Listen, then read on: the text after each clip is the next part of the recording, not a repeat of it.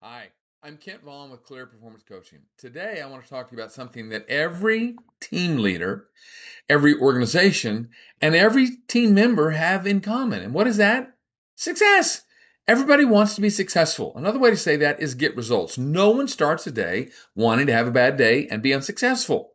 Now, if we have a day where things don't go as well as we would like, what do we focus on, whether we're a leader or whether we're a team member? Well, we focus on the actions that we took or they took or anyone took to get the results or the outcomes. And that's a great start. But if you really want to dig deeper and get something that goes beyond the moment, you need to start thinking about what are the feelings that are driving the actions. And you think about it. Have you ever thought, I don't really feel like doing that? Or I don't even understand why we're doing it that way. I don't feel like whatever, right?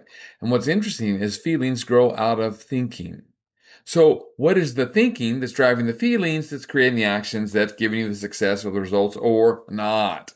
Let me give you an example. This week, I was on site with one of our clients, a very large, well known organization that builds automobiles that are sold around the world.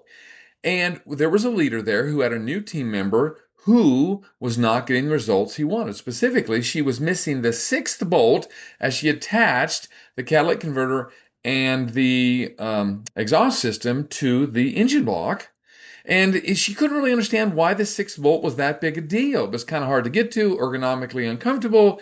And even though he talked to her about it multiple times, she just really wasn't willing to change her actions. Now, she did it most of the time, but every shift or two, she'd miss one of their two of these bolts. Finally, he took her down to Final Four. Final Four is where they do the final inspection before the vehicle gets shipped to a dealer, and then it goes to an individual who's going to drive the vehicle for many, many years. And he started talking to the quality inspector about what happens if we're missing a bolt. And he said, well, what happens is the exhaust starts to loosen over time and it rattles, which makes people crazy, or it can start emitting gas fumes into the engine bay, which ultimately goes into the car. And she thought, oh, that's a bad problem. Well, how do you fix that? It's kind of easy to put the bolt on, isn't it? And they said, no.